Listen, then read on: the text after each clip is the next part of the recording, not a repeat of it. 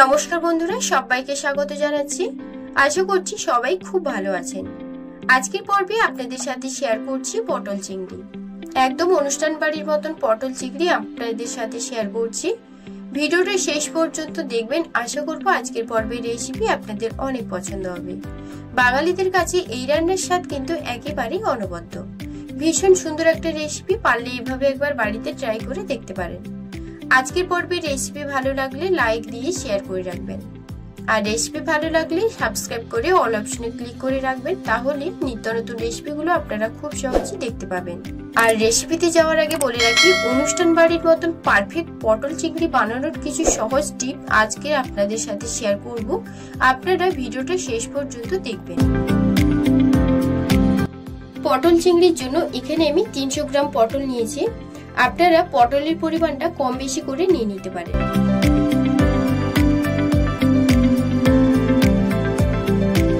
এবার পটলগুলো কিভাবে কাটবেন সেটাও দেখিয়ে দিচ্ছি। প্রথমেই পটলের 2 দিক কেটে নেব।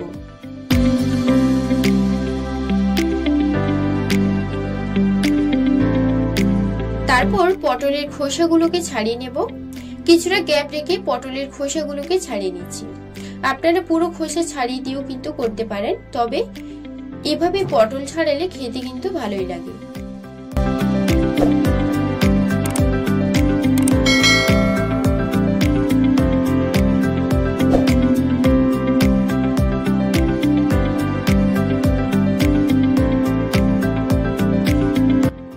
দেখতেই পাচ্ছেন কিছুটা গ্যাপ রেখে আমি পটলের খোসাগুলোকে ছাড়িয়ে নিয়েছিলাম। এবার পটলগুলোর খোসা একইভাবে ছাড়িয়ে নেব।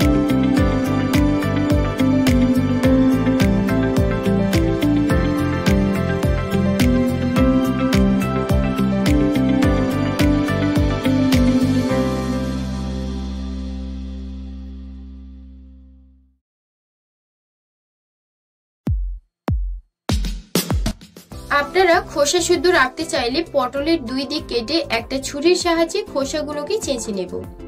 আপনারা যে কোনো একটা স্টেপ ফলো করতে পারেন, সেক্ষেত্রে কোনো রকম অসুবিধা কিন্তু হবে না।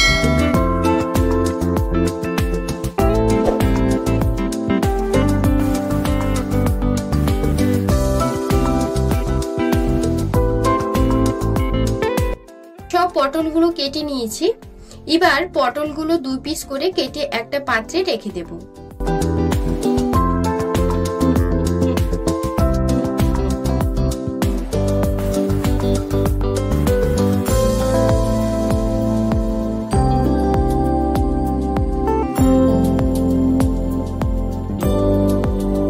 আর এখানে 200 গ্রাম আলু ডুমো ডুমো করে কেটে নিয়েছি। এবার এখানে 100 গ্রাম চিংড়ি মাছ ছাড়িয়ে খুব ভালো করে পরিষ্কার করে নিয়েছি। হলুদ গুঁড়ো আর পরিমাণ মতো লবণ দিয়ে মাছটাকে ম্যারিনেট করে নেব।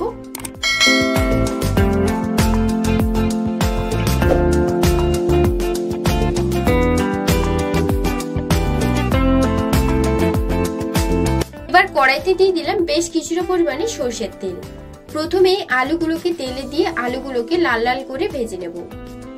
এই রান্নার জন্য আলু আর পটলটাকে ভালোভাবে ভেজে নিতে হবে, না হলে রান্নার টেস্টটা কিন্তু ঠিকঠাক আসবে না। আলুটাকে ব্রাউন কালার করে ভেজে নিয়েছি। এখন আমি আলুগুলোকে তুলে একটা পাত্রে রেখে দেব।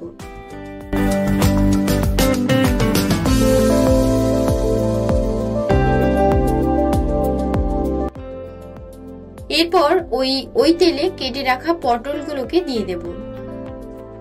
পটল দেওয়ার পর 4 থেকে 5 মিনিট ধরে পটলগুলোকে ভালো করে ভেজে নেব। পটল কিন্তু খুব ভালো করে ভাজতে হবে। যেভাবে পটল ভাজা হয় ঠিক সেভাবে পটলগুলোকে ভাজতে হবে। তো দেখুন পটলটাকে ভালোভাবে ভাজা হয়ে গিয়েছে। এবার আমি পটলগুলোকে তুলে একটা পাত্রে রেখে দিচ্ছি।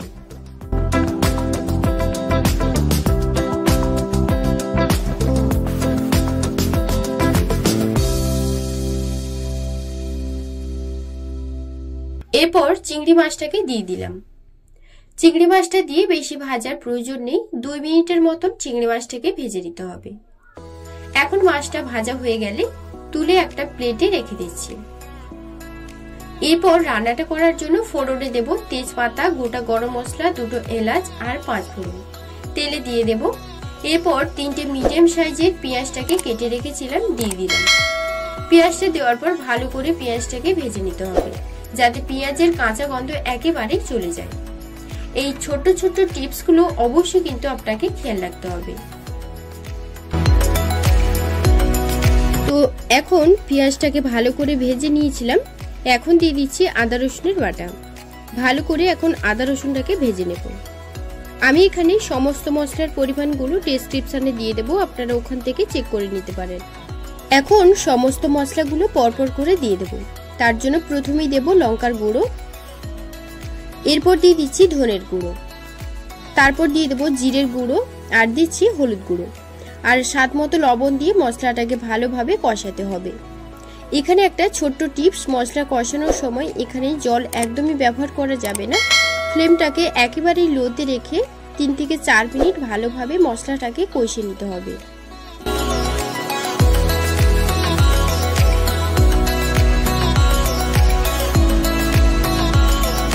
তো 3 থেকে 4 মিনিট পর মশলাটা কষানোর পর দিয়ে দেব টমেটোর পেস্ট। এরপর আবারও কিছুক্ষণের জন্য মশলাটাকে ভালো করে কষিয়ে নেব। জল না দিয়ে আর ফ্লেমটাকে লোতে রেখে মশলাটাকে যত কষাবেন তত কিন্তু এই পটল চিংড়ির স্বাদ পাওয়া যাবে। যদি জল দিতে চান সেক্ষেত্রে তরকারির স্বাদ কিন্তু খুব ভালো আসবে না, তাই এই স্টেপটা অবশ্যই কিন্তু খেয়াল রাখবেন।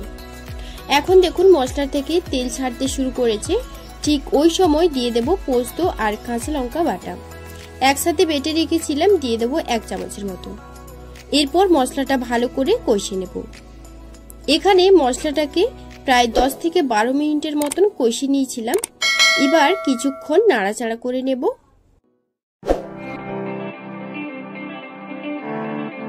এখন দিয়ে দেবো ভেজে রাখা আলু, পটল আর ভেজে রাখা চিংড়ি মাছগুলো। এরপর মিডিয়াম আঁচে আরো 5 মিনিট সামান্য জল দিয়ে ভালোভাবে কষিয়ে নিতে হবে।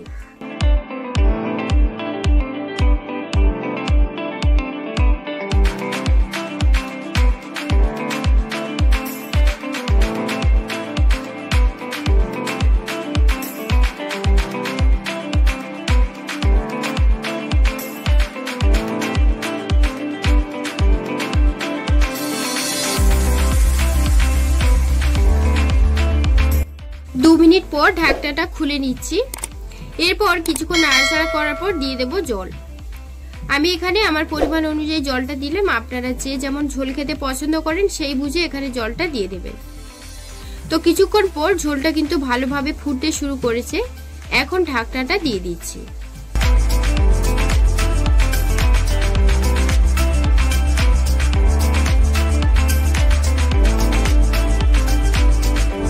পাঁচ থেকে 7 মিনিটের জন্য ঢাকা দিয়ে রেখে দিয়েছিলাম। এখন ঢাকনাটা খুলে নাড়াচাড়া করে নেব।